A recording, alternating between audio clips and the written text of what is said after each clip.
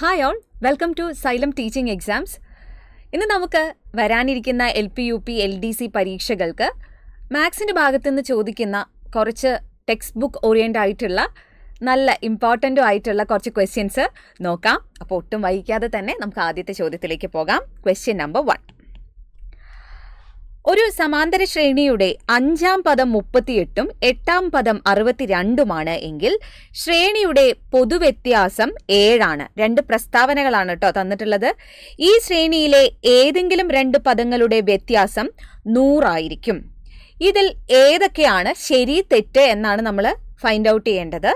ഒന്നാമത്തെ ഓപ്ഷൻ 1 തെറ്റ് 2 ശരി, ഓപ്ഷൻ ബി 1 തെറ്റ് 2 തെറ്റ്, ഓപ്ഷൻ സി 1 ശരി 2 ശരി, ഓപ്ഷൻ ഡി 2 തെറ്റ് 1 ശരി. അപ്പം നമുക്ക് ആ രണ്ട് പ്രസ്താവനകളിലെ ഏതെല്ലാമാണ് ശരി എന്നൊന്ന് ഫൈൻഡ് ഔട്ട് ചെയ്യാം. അപ്പോൾ ഈ ഒരു സമാന്തര ശ്രേണി എന്ന് പറയുന്നത് 10ാം ക്ലാസ്സിലുള്ള ഒരു ടോപ്പിക്കാണ് അല്ലേ. അപ്പോൾ ഇവിടെ തന്നിട്ടുള്ള കാര്യങ്ങൾ നമുക്കൊന്ന് എഴുതി വെക്കാം. ഇവിടെ 5-ാം പദം 38 ആണെന്നാണ് തന്നിട്ടുള്ളത്. അപ്പം നമുക്ക് 5-ാം പദത്തെ x5 = 38 എന്ന് എഴുതാം. അടുത്തതായിട്ട് പറയുന്നത് 8-ാം പദം 62 ആണെന്നാണ്. x8 8th ടേം എന്ന് പറയുന്നത് 62 ആണെന്ന് തന്നിട്ടുണ്ട്.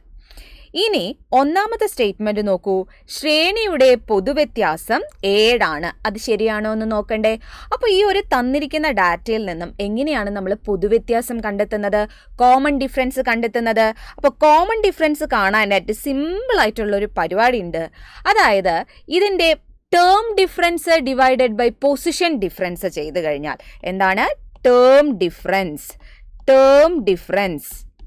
ഡിവൈഡഡ് ബൈ പൊസിഷൻ ഡിഫറൻസ് ചെയ്ത് കഴിഞ്ഞാൽ നമുക്ക് എന്ത് കിട്ടും? കോമൺ ഡിഫറൻസ് അല്ലെങ്കിൽ പൊതുവ്യത്യാസം കിട്ടും അല്ലേ. അതായത് പദങ്ങളുടെ വ്യത്യാസം. ടേം എന്ന് പറഞ്ഞാൽ പദം. ആരൊക്കെയാണ് ഇവിടെ പദം? ഇവർ രണ്ടുപേരാണ് ഇവിടെ പദം. ടേം എന്ന് പറഞ്ഞാൽ പൊസിഷൻ എന്ന് പറഞ്ഞാൽ സ്ഥാനം. ഈ പദങ്ങൾ ഇരിക്കുന്ന സ്ഥാനം. 5-ാം സ്ഥാനത്താണ് 38 ഇരിക്കുന്നത്, 8-ാം സ്ഥാനത്താണ് 62 ഇരിക്കുന്നത്. അപ്പോൾ അവരുടെ പൊസിഷന്റെ വ്യത്യാസം എന്ന് പറഞ്ഞാൽ ഈ 5ഉം 8ഉം തമ്മിലുള്ള വ്യത്യാസമായിരിക്കും കേട്ടോ. അപ്പോൾ ഇങ്ങനത്തെ ഏത് തന്നെ തന്നാലും ഇപ്പോൾ 5-ാം പദം 2-ാം പദം ഇത്ര, 4-ാം പദം ഇത്ര എന്ന് പറഞ്ഞ് തന്നു കഴിഞ്ഞാൽ അവിടുന്ന് നിങ്ങൾക്ക് കോമൺ ഡിഫറൻസ് ഡയറക്റ്റ് ആയിട്ട് കണ്ടെത്താനുള്ള ഒരു ഫോമാണ് ഇത് കേട്ടോ. എന്താണത്? Term difference by position difference. അതായത് ഈ 62-ൽ നിന്നും 38 കുറയ്ക്കുക, ഡിവൈഡഡ് ബൈ ഈ 8-ൽ നിന്നും എന്ത് ചെയ്യണം? 5 കുറയ്ക്കണം. എത്രയാണ് വരുന്നത് നോക്കാം.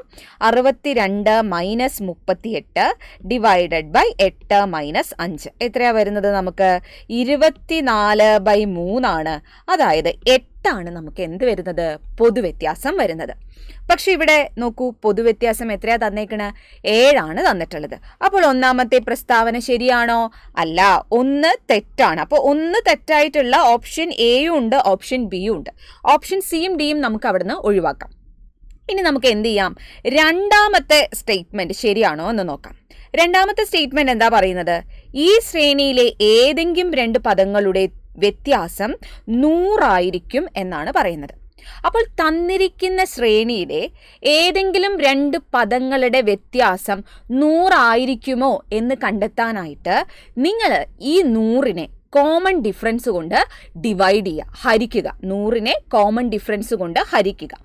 എന്നിട്ട് നിങ്ങൾക്ക് അതിനെ പൂർണ്ണമായി ഹരിക്കാൻ പറ്റിയിട്ടുണ്ടെങ്കിൽ, അതായത് ശിഷ്ടം 0 കിട്ടുമെങ്കിൽ നിങ്ങൾക്ക് എന്തു പറയാൻ പറ്റും? ഈ 100 എന്ന് പറയുന്നത് ഇവിടുത്തെ രണ്ട് പദങ്ങളുടെ വ്യത്യാസമായിട്ട് എഴുതാനായിട്ട് പറ്റുമെന്ന്. ഇനി അഥവാ അത് കിട്ടിയില്ല എങ്കിൽ നമുക്ക് എന്ത് പറയാം? നമുക്ക് അങ്ങനെ എഴുതാനായിട്ട് സാധിക്കില്ല. നമുക്കൊന്ന് നോക്കാം. 100നെ നമുക്ക് 8 കൊണ്ട് ഡിവൈഡ് ചെയ്താൽ എത്ര വരുന്നത്? ഒരു 8 2 വരുന്നുണ്ട്. ഈ 8 16 കണ്ടോ. ശിഷ്ടം നമുക്കിപ്പോൾ എത്ര കിട്ടി? 4 കിട്ടി. അതായത് പൂർണ്ണമായിട്ട് നമുക്കിതിനെ ഹരിക്കാൻ പറ്റില്ല. അതുകൊണ്ട് നമുക്ക് രണ്ടാമത്തെ പ്രസ്താവന എന്തെന്ന് പറയാം? രണ്ടാമത്തെ പ്രസ്താവനയും തെറ്റാണ്. ഈ ശ്രേണിയിലെ ഏതെങ്കിലും രണ്ട് പദങ്ങളുടെ വ്യത്യാസം എന്താവുന്നില്ല? 100 ആവുന്നില്ല. അപ്പോൾ രണ്ടാമത്തെ പ്രസ്താവനയും എന്താണ്? തെറ്റാണ്. അപ്പോൾ ഇവിടുത്തെ ശരിയായിട്ടുള്ള ആൻസർ എന്താണ്? ഓപ്ഷൻ ബി ആണ്. 1ഉം 2ഉം എന്താണ്? തെറ്റായിട്ടുള്ള രണ്ട് പ്രസ്താവനകളാണ്. ക്ലിയർ അല്ലേ?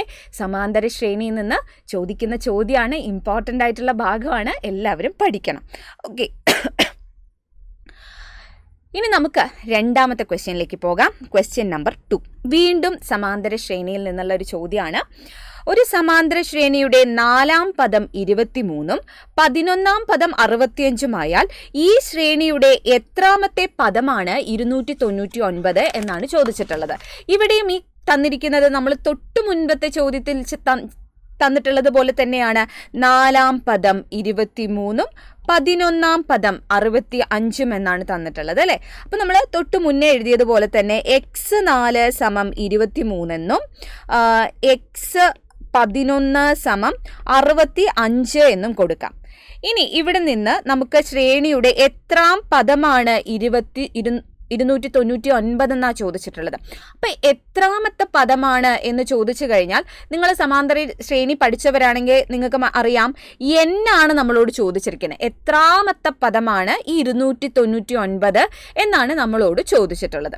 അപ്പൊ ഈ n കണ്ടെത്താൻ നമുക്കൊരു ഫോർമുലയുണ്ട്. n സമം last term minus first term divided by common difference +1 ആണ് ചെയ്യേണ്ടത്. എന്താണ്? n സമം last term minus first term, അതായത് xn minus x1 divided by common difference +1. ഇനി നിങ്ങൾക്ക് a(n)ന്റെ സമവാക്യമാണ് പഠിച്ചിട്ടുള്ളതെങ്കിൽ a plus n minus 1 into D അല്ലെങ്കിൽ x1 plus n minus 1 into D എന്ന് പറയുന്ന ഫോർമുല നിങ്ങൾ പഠിച്ചിട്ടുള്ളതെങ്കിൽ നിങ്ങൾക്ക് അത് തന്നെ അപ്ലൈ ചെയ്യാം. ഇതെന്താണ്? n കാണാൻ ഇതും നമുക്ക് ഉപയോഗിക്കാം. Last term minus first term divided by common difference +1. അപ്പോൾ ഇവിടെ നമ്മുടെ കയ്യിലുള്ളത് ഈ 299 എന്ന് പറയുന്നത് ആരാണ്? xn ആണ് അല്ലേ. xn ആണ്, 299 ആണ് നമ്മുടെ കയ്യിലുള്ളത്. കാരണം നമുക്ക് n ആണ് കാണേണ്ടത്, xn തന്നിട്ടുണ്ട്. ഇനി x1 അറിയില്ല, പക്ഷെ x4 23ഉം x11 65 ആണെന്നും അറിയാം. അതുപോലെ കോമൺ ഡിഫറൻസ് നമ്മുടെ കയ്യിലില്ല. അപ്പോൾ ഇതെല്ലാം ആദ്യം എന്ത് ചെയ്യണം? ഫൈൻഡ് ഔട്ട് ചെയ്യണം. അപ്പോൾ ആദ്യം നമുക്ക് ഇതിൻ്റെ കോമൺ ഡിഫറൻസ് ഒന്ന് കാണാം. തൊട്ട് മുൻപേ പറഞ്ഞതുപോലെ എന്താ ചെയ്യേണ്ടത്?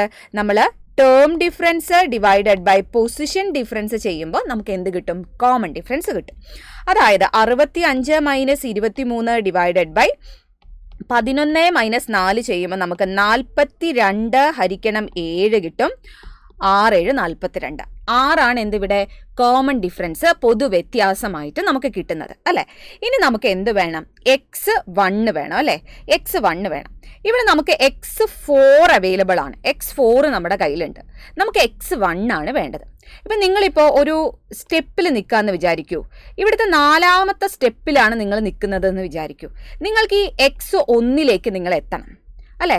x1 എത്താൻ നിങ്ങൾ എത്ര പടികൾ താഴോട്ടിറങ്ങണം? 3 പടികളല്ലേ നിങ്ങൾ താഴോട്ട് ഇറങ്ങേണ്ടത് x1 എത്താനായിട്ട്. അപ്പോൾ ഇത്രയും മനസ്സിലാക്കുക. x4 തന്നിട്ടുണ്ടെങ്കിൽ അല്ലെങ്കിൽ ഏത് തന്നിട്ടുണ്ടെങ്കിലും x1 അതായത് ഫസ്റ്റ് ടേം, ഒന്നാമത്തെ ആദ്യ പദം കണ്ടെത്താനായിട്ട് നമ്മൾ ചെയ്യേണ്ട കാര്യം x1 സമം ഇപ്പോഴുള്ള തന്നിട്ടുള്ള x4 നിന്നും ഒരു 3D മൈനസ് ചെയ്യുക. കാരണം നിങ്ങളിപ്പോൾ x4 നിൽക്കുകയാണെങ്കിൽ x1 വരണമെങ്കിൽ 3 പടി താഴോട്ട് വരണം. അതായത് 3 കോമൺ ഡിഫറൻസുകൾ നമ്മൾ എന്ത് ചെയ്യണം? കുറയ്ക്കണം. അപ്പോൾ x1 സമം x4 മൈനസ് എന്തായിരിക്കും? 3D ആയിരിക്കും. അപ്പോൾ ഇതിൽ സബ്സ്റ്റിറ്റ്യൂട്ട് ചെയ്ത് കഴിഞ്ഞാൽ നമുക്ക് എന്ത് കിട്ടും? x4 ഇവിടെ 23 ആണ്. 23 മൈനസ് 3 ഇൻറ്റു 6. 23 മൈനസ് 3 ഇൻറ്റു 6 ചെയ്താൽ നമുക്ക് ആൻസർ കിട്ടുന്നു 5 എന്ന്.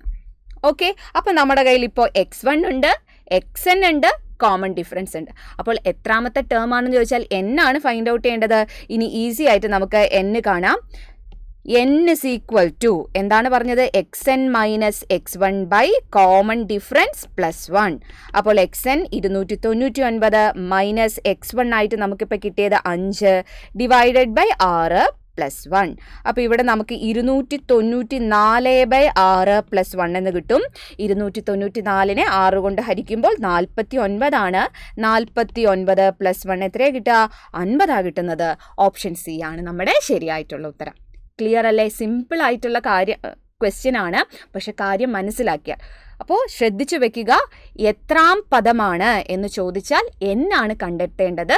n കാണാനായിട്ട് last term plus first term divided by common difference, last term minus first term divided by common difference +1 ആണ് ഉപയോഗിക്കേണ്ടത്. ക്ലിയർ ആണല്ലോ? മൂന്നാമത്തെ ചോദ്യത്തിലേക്ക് പോകാം. Question number 3. 6, 10, 14 എന്നിവ ഒരു സമാന്തര ശ്രേണിയാണ്. ഇവയിൽ ആദ്യ 15 പദങ്ങളുടെ തുകയും തുടർന്നുള്ള 15 പദങ്ങളുടെ തുകയും തമ്മിലുള്ള വ്യത്യാസം എത്രയാണ് എന്നാണ് ചോദിച്ചിട്ടുള്ളത്. 510, 600, 800, 900. എന്താണ് ഇവിടെ പറഞ്ഞിട്ടുള്ളത്? തന്നിരിക്കുന്നത് ഒരു സമാന്തര ശ്രേണിയാണ്.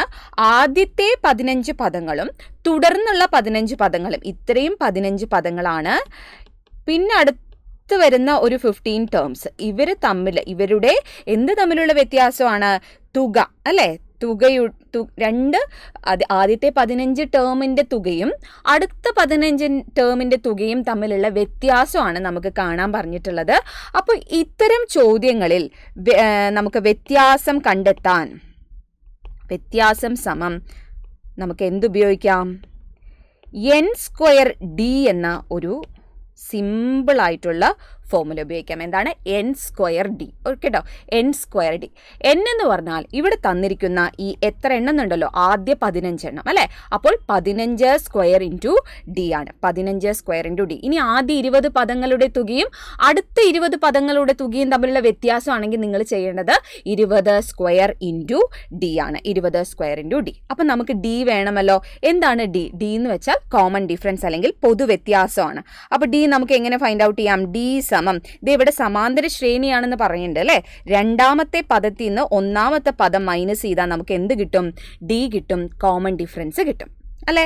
ഇനി ഇതിലേക്ക് സബ്സ്റ്റിറ്റ്യൂട്ട് ചെയ്ത് കൊടുക്കാം. n²d സമം 15² ഇൻറ്റു 4. 15ന്റെ സ്ക്വയർ എത്രയാ? 225 ഇൻറ്റു 4 ചെയ്യുമ്പോൾ നമുക്ക് ആൻസർ കിട്ടും 900, 900. ഓപ്ഷൻ ഡി ആണ് ഇവിടെ ശരിയായിട്ടുള്ള ആൻസർ വരുന്നത്. അപ്പോൾ n²d ഓർത്ത് വെക്കണം, ശ്രദ്ധിച്ചു വെക്കണം. ഓക്കെ അല്ലേ? നാലാമത്തെ ക്വസ്റ്റ്യനിലേക്ക് പോകാം. Question number 4.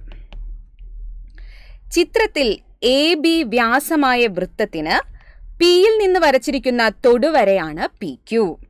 PA സമം 12 സെന്റിമീറ്റർ, PQ സമം 6 സെന്റിമീറ്റർ ആയാൽ വൃത്തത്തിന്റെ വ്യാസം എത്രയാണ് എന്നാണ് ചോദിച്ചിട്ടുള്ളത്. ഓപ്ഷൻ ഡി ഇവിടെ എഴുതിയിട്ടില്ലല്ലോ. Option A 6 centimetre, option B 15 centimetre, option C 9 centimetre, option D കൂടെ ഉണ്ട്. ഓപ്ഷൻ ഡി എന്ന് പറയുന്നത് 12 സെന്റിമീറ്റർ ആണ് കേട്ടോ. Option A 6 centimetre, option B 15 centimetre, option C 9 centimetre, option D 12 centimetre. തൊടുവര എന്താണ്? തൊടുവര ടാൻജന്റ് എന്ന് പറയും. വൃത്തത്തിന്റെ മേലുള്ള ഒരു പോയിന്റിനെ ടച്ച് ചെയ്ത് വരയ്ക്കുന്ന വരയെയാണ് നമ്മൾ എന്ത് പറയുന്നത്? തൊടുവരകൾ എന്ന് പറയുന്നത്. അപ്പോൾ ഇവിടെ തൊടുവരയായിട്ടുള്ളത് ആരാണത്? PQ ആണ് എന്ത്? തൊടുവര. പിന്നീട് AB വ്യാസമായ വൃത്തത്തിന് എന്ന് പറഞ്ഞിട്ടുണ്ട്, അല്ലേ? അപ്പോൾ AB ഇവിടെ വൃത്തത്തിന്റെ വ്യാസമാണ്. അപ്പോൾ ഇവിടെ എന്താണ്? ഒരു കേന്ദ്രത്തിൽ കൂടെ കടന്നു പോകുന്നതിനെയാണ് നമ്മൾ എന്ത് പറയുക? കേന്ദ്രത്തിലൂടെ കടന്നു പോകുന്നവരെയാണ് നമ്മൾ എന്ത് പറയുന്നത്? വ്യാസം എന്ന് പറയുന്നത്. ഇനി PA 12 സെന്റിമീറ്റർ എന്ന് തന്നിട്ടുണ്ട്. PA എത്രയാണ് തന്നിട്ടുള്ളത്? 12 സെന്റിമീറ്റർ. അതായത് ഇവിടുന്ന് ഇത്രയ്ക്കുമുള്ള ലെങ്ത് ആണ് എന്ത്? 12 സെന്റിമീറ്റർ എന്ന് തന്നിട്ടുള്ളത്. PQ 6 സെന്റിമീറ്റർ ആണെന്ന് തന്നിട്ടുണ്ട്. നമ്മളോട് ചോദിച്ചിട്ടുള്ളത് വൃത്തത്തിന്റെ വ്യാസമാണ്. വൃത്തത്തിന്റെ വ്യാസം ഇവിടെ എന്താണ്? AB ആണ്. ABയുടെ ലെങ്ത് ആണ് നമുക്ക് കണ്ടെത്തേണ്ടത്. അപ്പോൾ എങ്ങനെയാണ് നമ്മൾ ഇത് ചെയ്യുന്നത്? നിങ്ങളൊന്ന് നോക്കൂ. ഈ ഒരു ഫിഗറിൽ നിന്ന്, ഈ ഒരു ചിത്രത്തിൽ നിന്ന് ABയുടെ ലെങ്ത് നമുക്ക് എങ്ങനെ കാണാനായിട്ട് പറ്റും? PBയുടെ ലെങ്ത് നിങ്ങളുടെ കയ്യിലുണ്ടെങ്കിൽ, PB നിങ്ങൾക്ക് അറിയാമെങ്കിൽ, ഈ ടോട്ടൽ ആയിട്ടുള്ള APയിൽ നിന്ന്, AP എത്രയാണ്? 12 സെന്റിമീറ്റർ ആണ്. ആ 12 സെന്റിമീറ്ററിൽ നിന്ന് ആ PB അങ്ങോട്ട് കട്ട് ചെയ്ത് കളഞ്ഞാൽ, അല്ലെങ്കിൽ PBയെ മൈനസ് ചെയ്താൽ നമുക്ക് ആ ABയുടെ ലെങ്ത് കിട്ടില്ലേ? ആ വ്യാസം എത്രയാണെന്ന് കിട്ടില്ലേ? അപ്പോൾ ഈ PB കണ്ടെത്താൻ വല്ല വഴിയുണ്ടോ എന്നാണ് നമ്മൾ ആലോചിക്കേണ്ടത്. അപ്പോൾ PB കണ്ടെത്താൻ നമുക്കൊരു വഴിയുണ്ട്. നമുക്ക് എന്ത് ചെയ്താൽ മതി? ഇപ്പോൾ ആദ്യം നമ്മൾ ചെയ്യാൻ പോകുന്ന കാര്യം ഇത്രയാണ്. അതായത് ഇവിടെ AB ആണ് നമുക്ക് ഫൈൻഡ് ഔട്ട് ചെയ്യേണ്ടത്. AB എന്ന് വെച്ചാൽ PAയിൽ നിന്നും PB എന്ത് ചെയ്താൽ മതി? മൈനസ് ചെയ്താൽ മതി. PAയിൽ നിന്നും PB മൈനസ് ചെയ്താൽ നമുക്ക് എന്ത് കിട്ടും? AB കിട്ടും. ഇനി നോട്ട് ചെയ്ത് വെക്കേണ്ട ഒരു പോയിന്റ് ആണ്, നമ്മൾ പഠിക്കുന്ന ഒരു തിയറമാണത്. അതായത് 10ാം ക്ലാസ്സിലെ ടെക്സ്റ്റ് ബുക്കിൽ പറയുന്ന ഒരു തിയറമാണ്. അതായത് ഇങ്ങനെയാണത്: PA into PB equal to PQ². PA into PB is equal to PQ². എന്താണെന്ന് കൃത്യമായി മനസ്സിലാക്കണം. പേര് വെച്ച് പഠിക്കരുത്. മുഴുവനുള്ള ലെങ്ത്, അതായത് വ്യാസം കടന്നു പോകുന്ന പി മുതൽ എ വരെയുള്ള ലെങ്ത് ഇൻറ്റു ഈ പി മുതൽ ബി വരെയുള്ള length, P A into P B, വലുത് ഇൻറ്റു ചെറുത്, അതെന്ന് പറയുന്നത് ഈ തൊടുവര കണ്ടില്ലേ പി ക്യു, അതിൻ്റെ ലെങ്ത്തിന്റെ സ്ക്വയറിനോട് എന്തായിരിക്കും, തുല്യമായിരിക്കും. അങ്ങനെ തന്നെ പഠിച്ചു പോകണം. പി തൊട്ട് എ വരെയുള്ള വലിയ നീളം ഇൻറ്റു ചെറിയ നീളം, P A into P B is equal to തൊടുവരയുടെ നീളത്തിന്റെ സ്ക്വയർ, പി ക്യുവിന്റെ സ്ക്വയർ. അതൊന്ന് ഓർത്ത് വെക്കുക. ഇവിടുന്ന് നമുക്ക് പി ബി കണ്ടെത്താമല്ലോ. എങ്ങനെയാ പി ബി ഫൈൻഡ് ഔട്ട് ചെയ്യേണ്ടത്? പി ബി സമം P Q square divided by P A ചെയ്താൽ മതി. P Q square divided by P A ചെയ്താൽ മതി അല്ലേ. പി ക്യു എന്ന് പറഞ്ഞാൽ ഇവിടെ എത്രയാണ്? 6 ഗുണിക്കണം 6 ഡിവൈഡഡ് ബൈ പി എ എത്രയാണ്? 12 ആണ് അല്ലേ. 6 12 2 തവണ പോകും, 2 6 3 തവണ പോകും. നമുക്ക് എത്ര കിട്ടും? 3 സെന്റിമീറ്റർ ആണ് പി ബിയുടെ ലെങ്ത് എന്ന് കിട്ടി. അതായത് ഈ ഒരു ഭാഗം എത്രയാണ്? 3 സെന്റിമീറ്റർ ആണ്. ഇനി സിമ്പിൾ അല്ലേ വ്യാസം കാണാനായിട്ട്? വ്യാസം എ ബി അല്ലെ, എ ബി സമം 12 സെന്റിമീറ്ററിൽ നിന്ന് ഈ 3 സെന്റിമീറ്റർ മൈനസ് ചെയ്ത് കളയുക. അപ്പൊ നമുക്ക് എത്ര കിട്ടും? 9 സെന്റിമീറ്റർ. 9 സെന്റിമീറ്റർ ആണ്. ഓപ്ഷൻ സി ആണ് ഇവിടെ ശരിയായിട്ടുള്ള ഉത്തരം വരുന്നത്. ക്ലിയർ അല്ലേ? അപ്പൊ ഈ ഒരു ഭാഗം മാത്രം ഒന്ന് നോട്ട് ചെയ്തിട്ട് പോയാൽ മതി. ഇതുപോലത്തെ ചിത്രം തരുവാണെങ്കിൽ ഈ ഒരു രീതിക്കൊന്ന് നിങ്ങൾ ചെയ്യണം. യെസ്, 5ാമത്തെ ക്വസ്റ്റ്യൻ നോക്കാം. Question number 5. ഒരു സമചതുര കട്ടയുടെ ഒരു വശത്തിന്റെ നീളം 12 സെന്റിമീറ്റർ ആണ്. ഇതിൽ നിന്നും ഏറ്റവും വലിയ ഗോളം ചെത്തിയെടുക്കുന്നു. ഈ ഗോളത്തെ 2 സമഭാഗങ്ങളാക്കിയാൽ കിട്ടുന്ന ഒരു അർദ്ധഗോളത്തിന്റെ വ്യാപ്തം എത്രയായിരിക്കും എന്നാണ് ചോദിച്ചിട്ടുള്ളത്. ക്ലിയർ അല്ലേ? ക്വസ്റ്റ്യൻ ക്ലിയർ അല്ലേ? ഒരു സമചതുര കട്ടയാണ് നമ്മുടെ പറയുന്നത്. എന്താണ് ഈ സമചതുര കട്ട എന്ന് വെച്ചാൽ? ക്യൂബ് കേട്ടോ. സമചതുര കട്ട എന്ന് വെച്ചാൽ ഒരു ക്യൂബാണ്. അപ്പോൾ ഈ ഒരു ക്യൂബിനകത്ത് നിന്ന് നമ്മൾ മാക്സിമം ഉള്ള ഒരു സർക്കിളാണ്, ഒരു വൃത്തമാണ് നമ്മൾ എന്ത് ചെയ്യാൻ പോകുന്നത്? കട്ട് ചെയ്യാൻ പോകുന്നത്. അപ്പോൾ മാക്സിമം എന്ന് പറയുമ്പോൾ ഈ ഒരു സർക്കിളിൻ്റെ ഉള്ളിൽ കൊള്ളാവുന്ന അല്ലേ ഏറ്റവും ആ ഒരു ക്യൂബിൻ്റെ സൈഡ്സ് ഒക്കെ ചെത്തിക്കളഞ്ഞിട്ടാണ് നമ്മൾ എന്താക്കുന്നത്? ഒരു ഗോളമാക്കി മാറ്റുന്നത്. അപ്പോൾ ഇങ്ങനെയാണ് വരുന്നത്. ഇങ്ങനെ ഒരു ഗോളം നമ്മൾ എടുക്കുന്ന സമയത്ത് ആ ഗോളത്തെ 2 സമഭാഗങ്ങളാക്കിയാൽ ആ ഗോളത്തെ മുറിച്ചു കഴിഞ്ഞാൽ നമുക്ക് 2 എന്താ കിട്ടുക? അർദ്ധഗോളങ്ങളാണ് കിട്ടുക. അങ്ങനെയാണെങ്കിൽ കിട്ടുന്ന ആ ഒരു അർദ്ധഗോളത്തിൻ്റെ വ്യാപ്തം എത്രയാണ് എന്നാണ് നമ്മൾ ചോദിച്ചിട്ടുള്ളത്. ഓക്കെ, ഈസി ആയിട്ടുള്ള ക്വസ്റ്റ്യൻ ആണ്. ഇവിടെ നമുക്ക് ഈ ഒരു ക്യൂബിൻ്റെ അല്ലെങ്കിൽ ഈ ഒരു സമചതുര കട്ടയുടെ ഒരു വശത്തിൻ്റെ നീളം അവരെത്രയാണെന്ന് പറയുന്നു?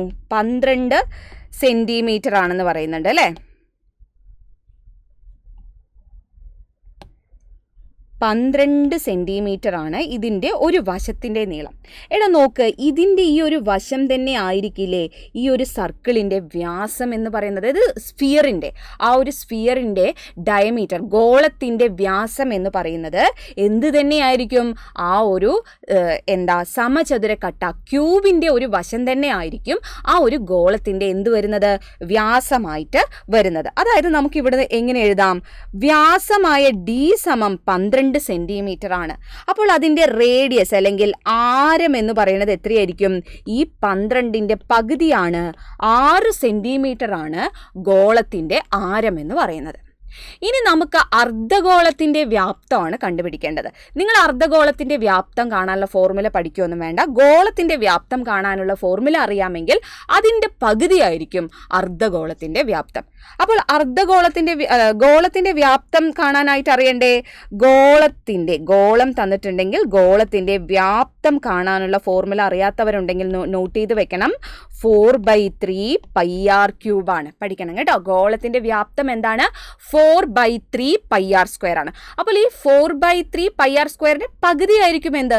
അർദ്ധഗോളത്തിൻ്റെ വ്യാപ്തം എന്ന് പറയുന്നത്. നമുക്ക് നേരിട്ട് ഇതിനകത്ത് സബ്സ്റ്റിറ്റ്യൂട്ട് ചെയ്ത് കൊടുത്താൽ 4/3 π × r ഇപ്പം നമുക്ക് കിട്ടിയിട്ടുള്ളത് ഇത്രയാണ്, r³ അല്ലേ. അതായത് ആരം എന്ന് പറയുന്നത് 6 ആണ്. 6ന്റെ ക്യൂബ് എന്ന് പറയുമ്പോൾ 6 × 6 × 6 കട്ട് ചെയ്ത് കളഞ്ഞാൽ നമുക്ക് 2 കിട്ടും അല്ലേ. ജസ്റ്റ് ഒന്ന് കട്ട് ചെയ്തു. ഇനി ഇതിൻ്റെ പകുതിയായിരിക്കും എന്ത്? ഇതിൻ്റെ പകുതിയായിരിക്കും അർദ്ധഗോളത്തിൻ്റെ വ്യാപ്തം. അപ്പം നമുക്ക് ഇവിടെ നിന്ന് തന്നെ ഒരു 2 ചെയ്ത് കൊടുത്താൽ ഈ 2വിനെയും നമുക്ക് കട്ട് ചെയ്തുകൂടെ? കാര്യം മനസ്സിലായിട്ടുണ്ടാവും. അല്ലെങ്കിൽ നിങ്ങൾ ഇതിൻ്റെ മുഴുവൻ വാല്യൂ കണ്ടതിന് ശേഷം ബൈ 2 ചെയ്താലും മതി, എങ്ങനെയാണെങ്കിലും ഓക്കെ. അപ്പോൾ ഇനി ബാക്കിയുള്ളതിനെ അങ്ങോട്ട് ഇൻറ്റു ചെയ്ത് കഴിഞ്ഞാൽ നമുക്ക് എന്താ കിട്ടുക? ബാക്കിയുള്ളത് ഇൻറ്റു ചെയ്യുമ്പോൾ 4 pi into 6 into 6, 4 pi into 6 into 6 ചെയ്യുമ്പോൾ നമുക്ക് ആൻസർ വരുന്നത് 144 പൈ ആണ്. എത്രയാണ്? 144 പൈ സെൻറ്റിമീറ്റർ ക്യൂബ് ആയിരിക്കും ഈ ഒരു ഗോളത്തിനെ ചെത്തിയെടുത്ത് 2 ഭാഗങ്ങളാക്കി മാറ്റിയ അർദ്ധഗോളത്തിൻ്റെ വ്യാപ്തം എന്ന് പറയുന്നത്. ഓക്കെ അല്ലേ? അപ്പോൾ ഇവിടെ പഠിച്ചു വെക്കേണ്ട കാര്യം, ഗോളത്തിൻ്റെ വ്യാപ്തം കാണാനുള്ള ഫോർമുലയാണ് 4/3 പൈ ആർ ക്യൂബ്. ഇനി അത് തന്നെ അർദ്ധഗോളം ചോദിക്കുകയാണെങ്കിൽ ഡിവൈഡഡ് ബൈ 2 കൊടുത്താൽ മതി. ഇനി ഗോളത്തിൻ്റെ ഉപരിതല വിസ്തീർണം എന്താണെന്ന് ഓർമ്മയുണ്ടോ? ടോട്ടൽ സർഫസ് ഏരിയ അല്ലെങ്കിൽ ഉപരിതല വിസ്തീർണം എന്ന് പറയുന്നത് 4 പൈ ആർ സ്ക്വയർ ആണ് കേട്ടോ. 4 പൈ ആർ സ്ക്വയർ ആണ് ഒരു ഗോളത്തിൻ്റെ ഉപരിതല വിസ്തീർണം. വോള്യം അല്ലെങ്കിൽ വ്യാപ്തം എന്ന് പറയുന്നത് 4/3 പൈ ആർ ക്യൂബ് ആയിരിക്കും. നോട്ട് ചെയ്ത് വെക്കാം. ഓക്കെ, 6ാമത്തെ ചോദ്യത്തിലേക്ക് പോകാം. Question number 6. 4, 5, 8, 11 എന്നിവ ഒരു വരയിലെ 2 ബിന്ദുക്കളുടെ സൂചക സംഖ്യകളാണ്. വരയുടെ ചരിവ് കാണുക എന്നാണ് പറഞ്ഞിട്ടുള്ളത്. 1/2, 2/3, 3/2, 5/2 എന്നാണ് ഓപ്ഷൻസ് തന്നിട്ടുള്ളത്.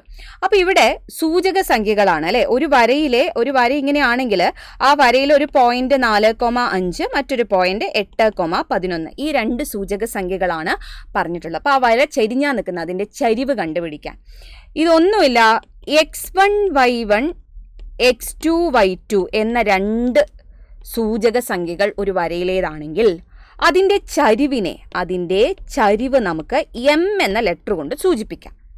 ഇനി എങ്ങനെ ഇതിൻ്റെ ചരിവ് എഴുതുക? y2 minus y1 by x2 minus x1. ശ്രദ്ധിച്ചു വെക്കുക, രണ്ടാമത്തെ ആൾക്കാരെ തമ്മിൽ മൈനസ് ചെയ്യുക. രണ്ടാമത്തെ ആൾക്കാരെന്ന് പറഞ്ഞാൽ അത് ഉണ്ടോ, ഈ y2 മൈനസ് y1 ഹരിക്കണം ആദ്യത്തെ ആൾക്കാർ x2 മൈനസ് x1 ചെയ്താൽ നമുക്ക് എന്ത് കിട്ടി?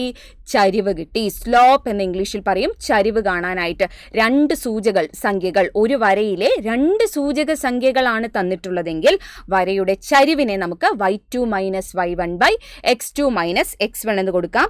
അപ്പോൾ ഇവിടെ നമുക്ക് എങ്ങനെ എഴുതാം? 11 മൈനസ് 5 ഡിവൈഡഡ് ബൈ 8 മൈനസ് 4 അല്ലേ. 11 മൈനസ് 5 ചെയ്യുമ്പോൾ നമുക്ക് 6 കിട്ടും. 8 4 പോയാൽ 4 കിട്ടും. 6 4 ചെറുതാക്കി കഴിഞ്ഞാൽ 3/2, 3/2 ആണ് ഇവിടെ ചരിവായിട്ട് വരുന്നത്. ഓപ്ഷൻ സി ആണ് ഇവിടെ ആൻസർ. ക്ലിയർ അല്ലേ? അപ്പോൾ വരയുടെ ചരിവ് കാണാൻ പഠിച്ചു വെക്കണേ. y2 minus y1 divided by x2 minus x1. x1 y1 ഇതാണ് x1 y1, ഇതാണ് x2 y2. ക്ലിയർ അല്ലേ? 7th ക്വസ്റ്റ്യനിലേക്ക് പോകാം. 7ാമത്തെ ചോദ്യം. ഒരു വരയുടെ സമവാക്യം y സമം 2x ആണ്. ചുവടെ കൊടുത്തിരിക്കുന്നവയിൽ ഈ വരയിലെ ബിന്ദു അല്ലാത്തത് ഏത് എന്നാണ് ചോദിച്ചിട്ടുള്ളത്. ഈ വരയിലെ ബിന്ദു അല്ലാത്തത്. വരയുടെ സമവാക്യം എന്താ തന്നിട്ടുള്ളത്? y സമം 2x എന്നാണ് തന്നിട്ടുള്ളത്. അതായത് എപ്പോൾ നമ്മൾ നമ്മൾ സൂചക സംഖ്യകൾ x, y എന്നാണ് എപ്പോഴും എഴുതാറുള്ളത് അല്ലേ. അതായത് ഈ y എന്ന് പറയുന്നത് എക്സിൻ്റെ ഇരട്ടിയായിരിക്കും എല്ലായ്പ്പോഴും. ആ ഒരു y സമം 2x എന്ന് എഴുതിയിരിക്കുന്നതിൻ്റെ അർത്ഥം എന്താണ്?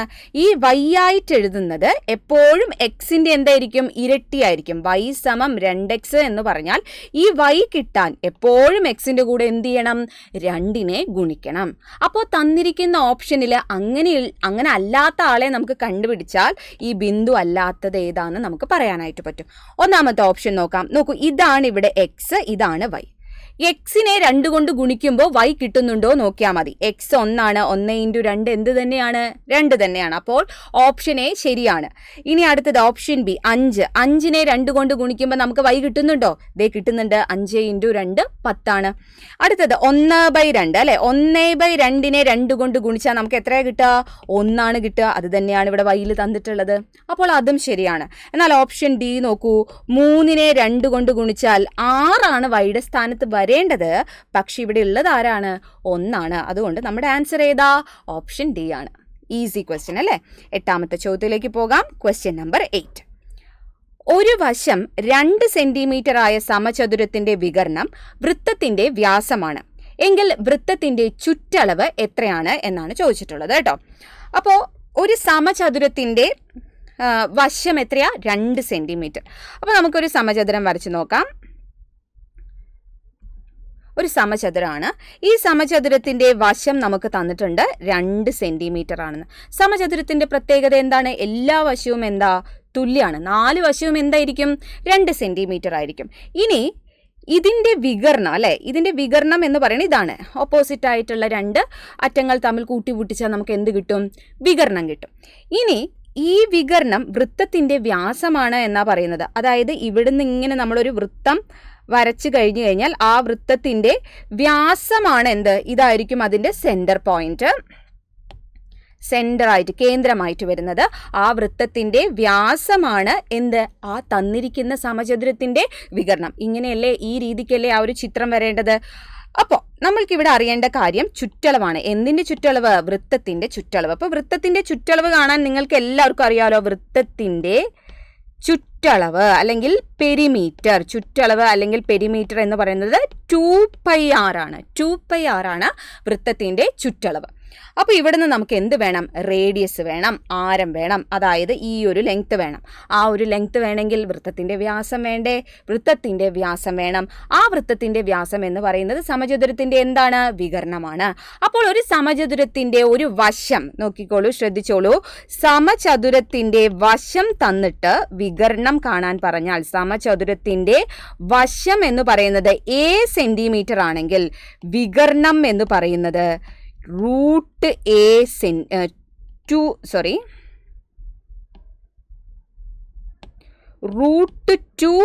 സെന്റിമീറ്റർ ആയിരിക്കും. പഠിച്ചു വെക്കണേ. ഒരു സമചതുരത്തിന്റെ വശം a സെന്റിമീറ്റർ ആണെങ്കിൽ അതിന്റെ വികരണം √2a സെന്റിമീറ്റർ ആയിരിക്കും. അപ്പോൾ ഇവിടെ എത്രയാ വികരണം വരിക? ഇവിടെ 2 സെന്റിമീറ്റർ ആണ് വശം. അപ്പോൾ വികരണം എന്തായിരിക്കും? 2√2 സെന്റിമീറ്റർ ആയിരിക്കും എന്ത് വരുന്നത്?